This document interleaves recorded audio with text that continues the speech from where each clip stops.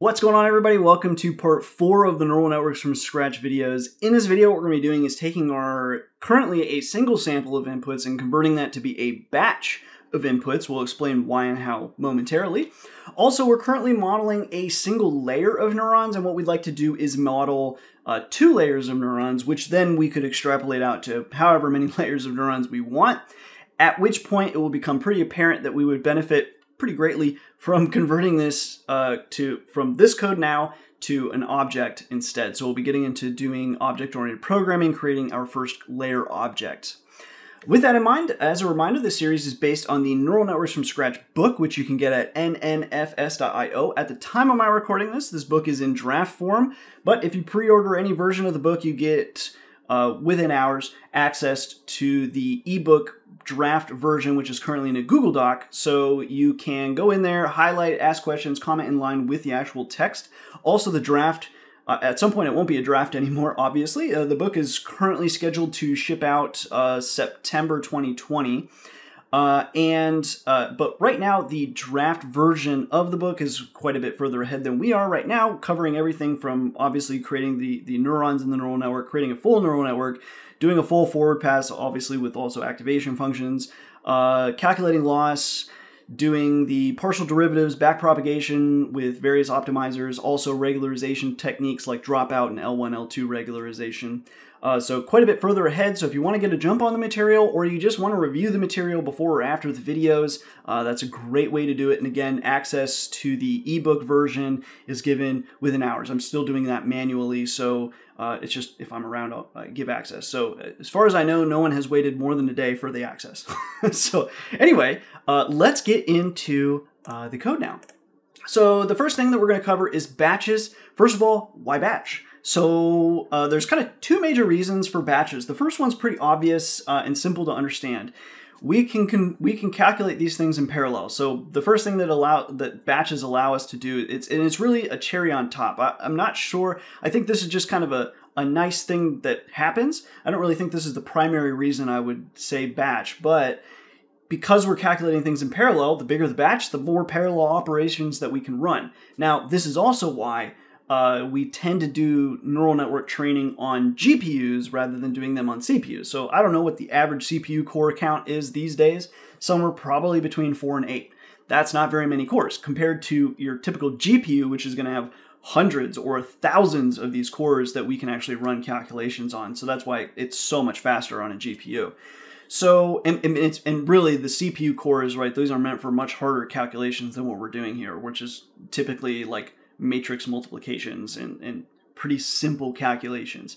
So that's why we use GPUs rather than CPUs. Now, that's a benefit of doing things with batches, but the other reason why we do things in batches is because it helps with generalization. So, if you just think for a moment, so as a reminder, what are inputs right now? It's a single sample, and that sample currently contains 4 features. So given let's continue the example of, hey, we're trying to predict whether or not a server is going to fail. Obviously, we've made up all of these values, but just pretend for a moment. In that example, maybe each of these features is a reading from a sensor. So this could be your temperature sensor, this is your humidity sensor value, and so on. So these 4 values are values from unique sensors at a specific point in time. So that's a single sample. Now we could convert that to be a batch of samples and have many readings of sensors at any specific point in time, and then we're going to attempt to fit those to something. Now, right now we don't have the intended output or anything like that. We're not calculating loss yet or anything like that. So for now, just make sure you have a good idea of what are these inputs right now. They are features from a single sample. And so this describes the current status of this server at a single point in time right now. And what we want to be able to do is pass a batch of these samples instead.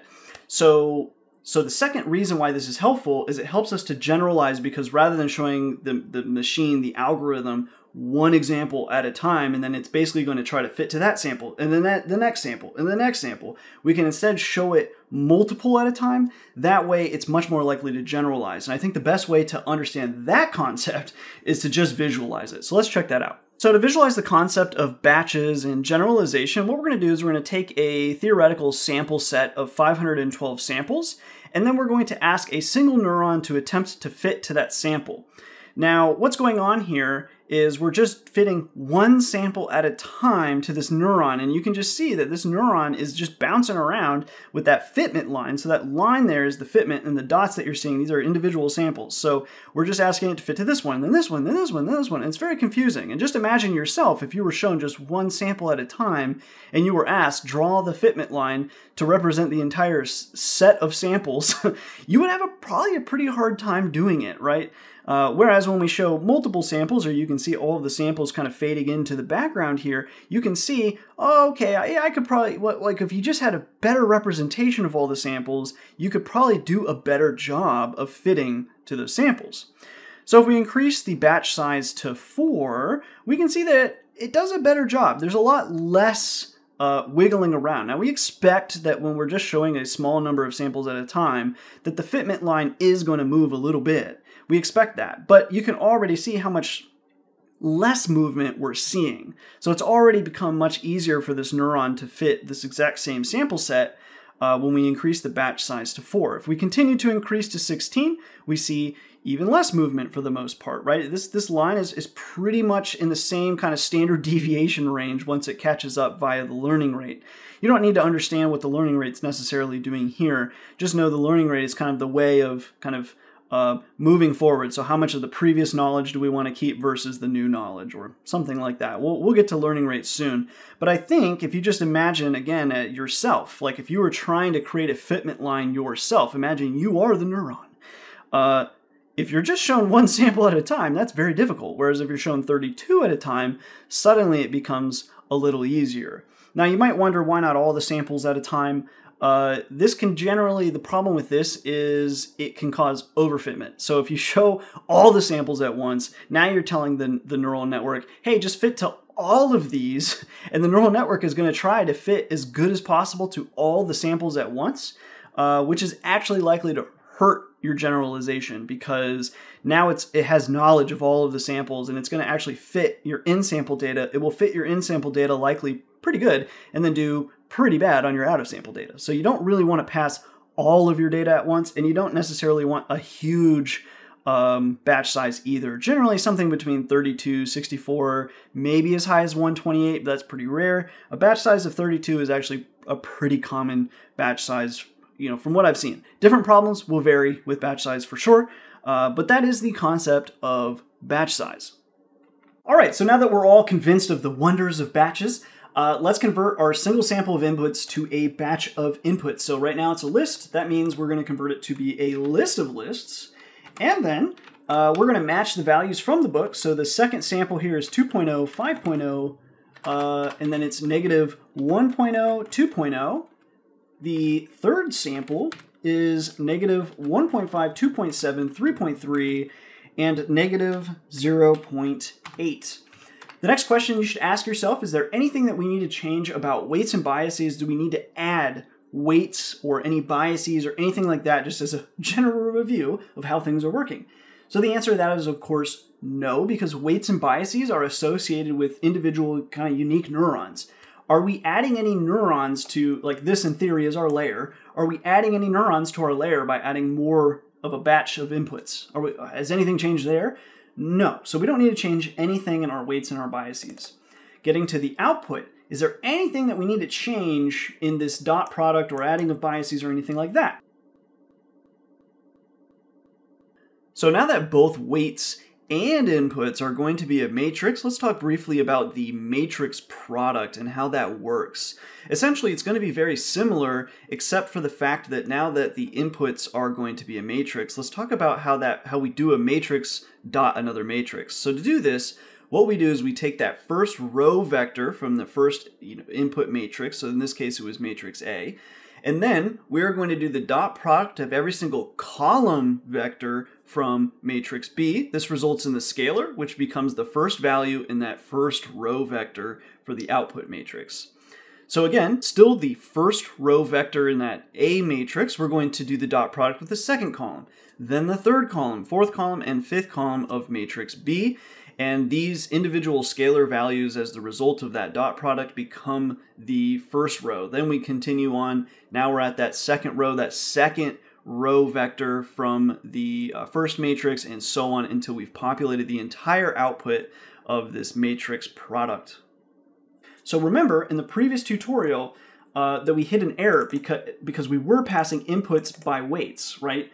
And recall that the size at the index of 1 of the first element in the dot product needs to match the size at index 0 of the second thing that we pass. So in this case, at index 0, so weights is what? It's a 3 by 4. So that means inputs needed to be the 4 by none, really, or 4 by 1 that it was. So now, is that true? Is that still the case? Well, no, right? Because actually inputs and weights are currently the same shape. So if we go to run this, we're going to see, right? We get the shape error, right? And again, just like I said before, this is like a perfect shape error that you probably would see fairly frequently in other deep learning frameworks. And then you would probably, Google or DuckDuckGo search to figure out what is the answer to this problem, because it doesn't make sense to you. But it's pretty clear now that you understand how this works, that it's telling you right now, you've got a dim 1 here that's of size 4, right? So that's weights. It's telling you right now at the firstth index, so the 0th is this stuff, so you have 3 sets of weights. At the firstth index, how many weights do we have in each weight set? 4. So it's telling you right now, you got 4 here, but unfortunately at dim 0 of inputs, right, you have 3, right? You got 3 in this batch, so you've got 3 samples. This is a problem. And it doesn't get any better by changing things. So if we revert back to inputs by weights, for example, we get another shape error because it still hasn't changed. We have to do something else. So what do we do? So let's go back to what are we trying to do? What we are trying to do is inputs times the weights. So what's happening right now is the dot product is attempting to take this value multiplied by this value, then this value multiplied by this value multiplied by this value, and then we get to 2.5, and the dot product is like, what do I do? It doesn't have a value. Instead, what we're trying to do is this value times this value times this value, and so on, all the way through 4.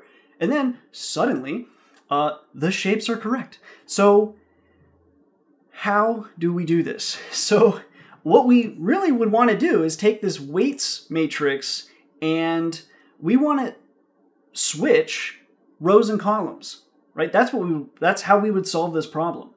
So luckily for us, that's called transpose. So again, the concept of a transpose is just to swap rows and columns. So all you're going to do is take the first row, that becomes a column. You're going to take the second row, that becomes a column, and so on throughout this entire matrix. And that's all there is to a transpose of a matrix. All right, so let's go ahead and transpose the weights. Now to do that, we're actually going to convert weights to a NumPy array. Now, why do we need to do that? So right now, inputs and weights are lists of lists in Python. When we pass those to NumPy's dot product function here, what's happening is in the back end, these inputs and this weight, these are actually getting converted to NumPy arrays. But since we want to use NumPy to transpose the weights, we actually are going to convert weights now to NumPy array weights. And then to transpose that, it's actually just .T. Boom, transpose. Let's go ahead and run that. And what we get is an actual batch of outputs. So we should be able to recognize this one as this is the same one that we've been seeing so far, which is the outputs from the 3 neurons from this as your input. And then these are some new outputs from those same 3 neurons based on the other inputs that we just started adding. So, okay, pretty cool. Now, the next thing that we're going to talk about is adding one more layer here. But before we do that, let's make sure everyone's with us as far as what happened, why did we have to transpose here? So before we move along to adding another layer, let's review what's happened so far. So initially, we were able to do the inputs and the weights without a transpose because the weights was a matrix, but inputs was just a vector. So in this case, the shapes lined up. We could do a dot product as long as the weights came first, and everything was fine. But when inputs became a batch of inputs, the shapes did not work anymore, because what we need is index 1 of that first element needs to match index 0 of that second element. So once we transposed weights, suddenly it was able to work again. So let's review the actual calculations that have taken place in our example. The first thing we did was transpose our weights so that we could even do the matrix product.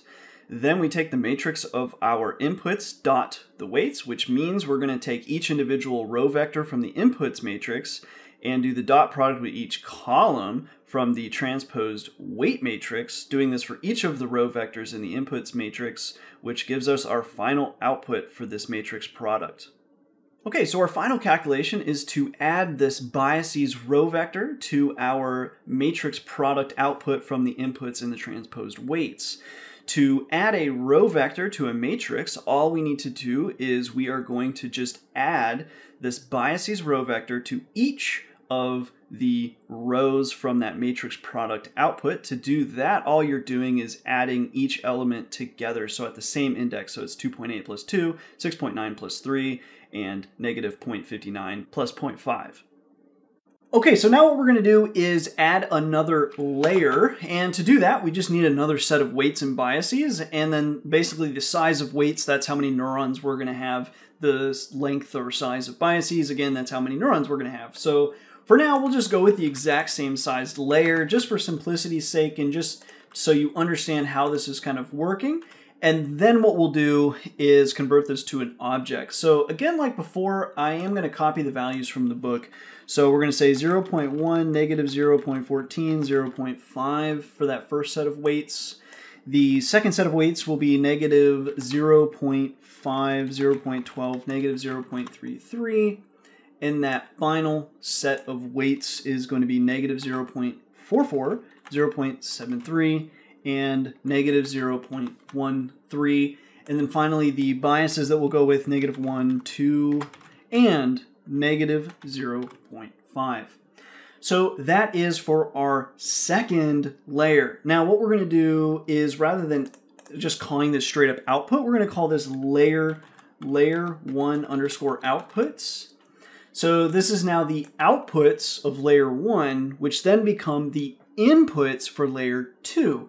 So all we're going to say is, what we're going to do is we're going to take this line, copy, we paste this line, and then we're going to, rather than inputs here, this becomes layer 1 inputs. We'll call this layer 2 outputs. And then, so the inputs change now to be the inputs from layer 1. Now what we want to do is take weights 2, biases 2, and then what we can do is we can print, layer 2 outputs at this point. Go ahead and run that, and just to confirm that is the same from the book, yes it is. Cool. So, okay, so that's as easy as adding another layer. Now, of course, you might want to be able to really quickly change the size of that layer, like how many neurons are you going to have, and adding more layers. And of course, at this point, we should hopefully recognize that this is very quickly going to be quite unruly.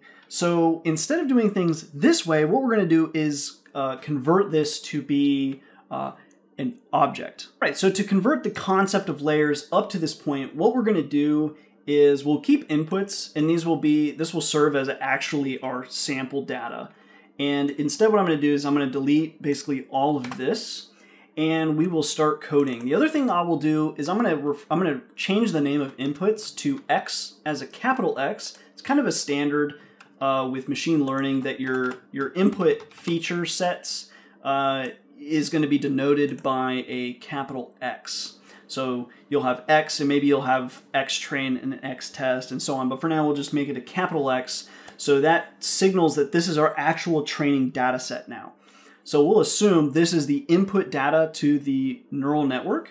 And then now what we're going to define is the 2 hidden layers. And again, they're called hidden only because we, as the programmer, don't really specify how that layer, we're not in charge of how that layer changes, I suppose. Like, we kind of define how we define the optimizer, we define various hyperparameters for the optimizer and stuff like that, but the neural network is responsible for tweaking that, whereas the input data, a lot of times what we're going to do as a programmer is we're going to scale that maybe between 0 and 1 or -1 and +1 and so on. For now, we'll just leave it as is. But that is going to be our input data, so in this case, we'll say we've got 3 samples. So that's that. The next thing that we're going to do is let's just go ahead and class, and we're going to call this layer_dense. No params there required.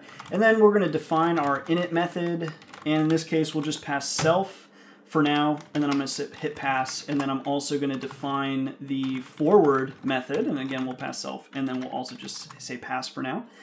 And so let's talk about how we initialize a layer. So in the case of neural networks, there's kind of 2 ways you're going to initialize a layer. The first is you've got a trained model that you saved, and you actually want to load in that model. So what happens when you save a model, all you're doing is you're actually just saving the weights and the biases. So when you load the model, that's all you're doing, is you're setting the weights and biases as whatever they were in that saved model. In this case, though, let's say we're making a new neural network. How do we initialize? Well, you've got weights and biases that need to be initialized. So first, we're going to initialize weights. The way that we tend to initialize weights is as random values in the range of -1 and +1, but the smaller that range, or the more tight that range is, probably the better. We want, generally with neural networks, we want small values. So the reason why we want small values is we hope that things continue to tend in the range of -1 to +1. Now, just as a single example of why we do that is if you have input data and the weight is, say, 1.2 or 1.5 or 5 or some larger value, what you're doing as data passes through this network is you're making it bigger, and then for each of those connections, if each of those weights is above 1, you're making it bigger, then bigger, then bigger, then bigger, and then you get this like explosion. So one of the things that we try to do is keep including with our input data. So in this case, we have a few values that exceed the range.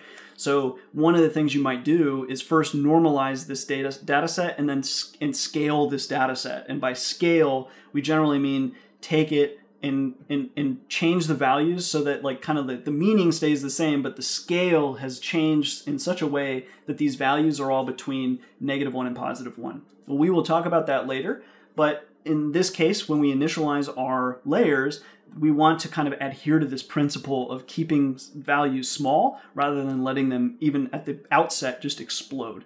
So for our weights, maybe something between the values of -0.1 and +0.1. That's maybe a good starting point for weights. Then for biases, we tend to initialize those as just 0.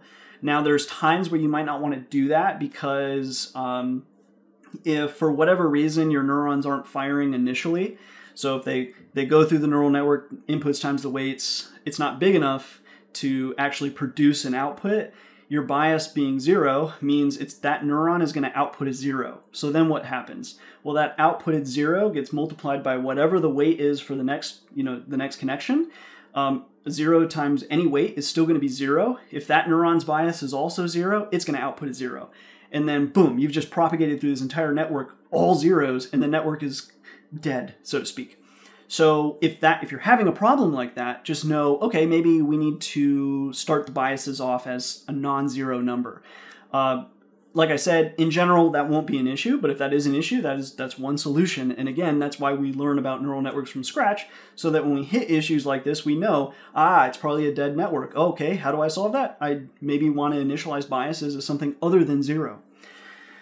So with that in mind, let's do it. So for the weights, we're going to use random and NumPy, and just so everybody following along hopefully will get the same values, we're going to set np.random.seed. We're going to set this to 0. So for initialization, we need weights and biases. So we're going to say self.weights, and this is going to be equal to np.random.randn, and then we need the shape that we want to pass. So in this case, we need to know kind of 2 things from the programmer when this layer is created, which is what's the size of the input coming in, and then what is the size, how many neurons do we want to have? So in this case, what is the size of the input coming into this layer? It will be the size of a single sample. So in this case, you're going to pass a batch, but in this case, it's 4, right? So you would say 4, but instead what we're going to say is n inputs to the network. And so what we want from NumPy is to create a weights that will be the size of n inputs multiplied by how many neurons do we want to have. So we'll say n neurons. And then what we're going to do is the parameters that we're going to add are going to be n inputs, n neurons. So when we create this dense layer, we'll specify these values. So that is np.random.random, n inputs, n neurons. Now, just to show what this does, because we're gonna make this even smaller. Let's go ahead and print, and we'll paste this in, and let's just say the n inputs is 4, and we're gonna have 3 neurons. We can save and run that, and you can see here is our weights. So what rand_n does is it's just a Gaussian distribution bounded around 0, but as you can see, some of these values are actually bigger than 1. So what we want to do is instead, let's just say 0.10 times, and then run it again. I don't know why is that not running? There we go. Okay, and then this looks a little bit more like what we hope our weights to look like. So that's what we're going to do here. So we're just going to say 0.10 times, and that will be our weights. And again, this is just the shape that it makes for us. And then we're going to say self.biases, and we're going to say that is equal to np.zeros. And in this case, our biases, the shape is 1 by however many neurons that we have. So actually, 2 things to point out before we move on to this forward method. First of all, the input to np.zeros to pass the shape, actually the first parameter is the shape, so we need to actually pass the actual shape as a parameter, so it'll be just a tuple of the shape, versus np.random.randn, where the parameters are the shape. So just kind of note those differences, but actually both of these functions return a matrix of the shape of, this and this, or the shape of this and this. So kind of confusing, I almost messed that up, so make sure you don't. So the other thing I want to point out is the shape of weights. So how did we shape weights? We are saying this matrix is n inputs by the number of neurons.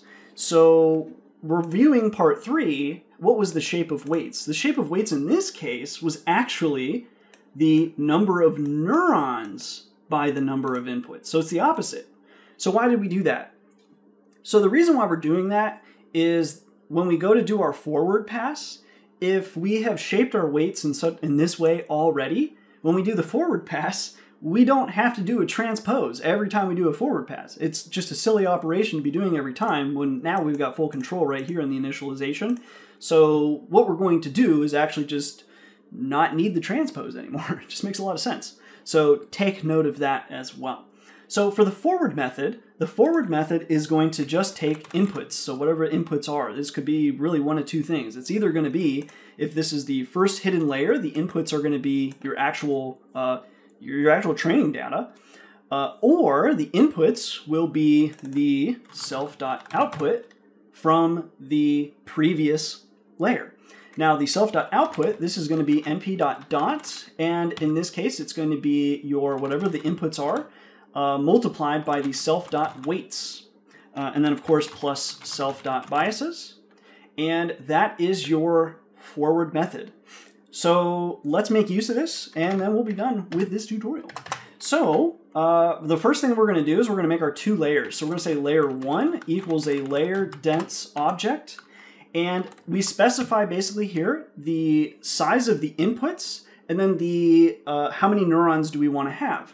So the size of the inputs, we already know that. It is, so the inputs, it's basically how many features in each sample. So in this case, we have 1, 2, 3, 4. So we know the input size is going to be 4. And then for number of neurons, it's anything you want. You can make this any number you want. I'm going to, for now, just say 5. So we can look at it on the output. But you could make this 512. It's whatever you want.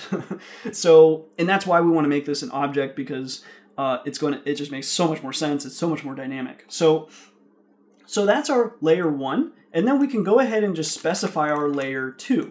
Now, the only requirement for layer 2 is that the output from layer 1 is going to be the input to layer 2. Therefore, if this is 5 on the output, layer 2 has to be of shape 5 for the input. But again, the output can be any shape or any size that you want. So we'll say 2, okay? Again, it can be anything you want. I'm going to choose 2. So now we have these 2 layer objects. Now we can pass data through these layer objects, and when we do that, we get a self.output for that layer. So first, let's start with layer 1. So we're going to say layer 1 dot, and we'll do a forward pass, or the forward method, and we'll pass in the X data. When we do that, that means we will now have a layer 1 dot output value. So let's go ahead and print that. So print layer 1 dot output. And we can see here that sure enough, because how big was the data that we passed, we had 3 samples. So we get 3 outputs basically of this batch. And each one has how many values? Well, 5, because that's how many neurons we said this layer has. And again, you could have picked any number here. So now layer 1 output becomes the input to layer 2. So we will say layer 2, and then we do dot forward, and we will say layer 1 dot output. And then what we can do is print layer 2 dot output. And let me just silence this one so it's super clear. Go ahead and run that. And what we get is, again, of size 3, because that was the batch of the input data that we passed. We now get 3 examples of these 2 neuron outputs based on the data that we passed in. So pretty cool. This has been a pretty long time to get to such a basic concept, but as you hopefully can see, there's so much that even in this super basic concept of inputs times the weights plus the bias, so much has gone into that just alone that hopefully at this point, I think it's pretty cool to take your input data and pass it through this network and get, you know, whatever shape you could possibly desire. I just think that concept alone is actually pretty cool. So anyway, that is our dense layer object, at least to the point of doing a forward pass of some data. Now at this point, the next kind of major thing that we're missing is in our activation functions. So right now we're just kind of passing data. We do have these weights and these biases, but the next kind of major element that we tend to tack on here is going to be an activation function. So that's going to be the subject of the next video. And then of course, as we continue to build after that, we get to finally trying to figure out, okay, well, what's the loss of this network? And then we start to determine, okay, well, how can we optimize these weights and these biases to decrease that loss and get the values that we want? So pretty cool stuff to look forward to. Beginning to get into the more sexy parts of deep learning. Hopefully you guys are enjoying. Again, you can check out the book at nnfs.io, where we are already at the sexy parts of deep learning. Also, if you have questions, comments, concerns, whatever, feel free to leave those below. Otherwise, I will see you guys in another video.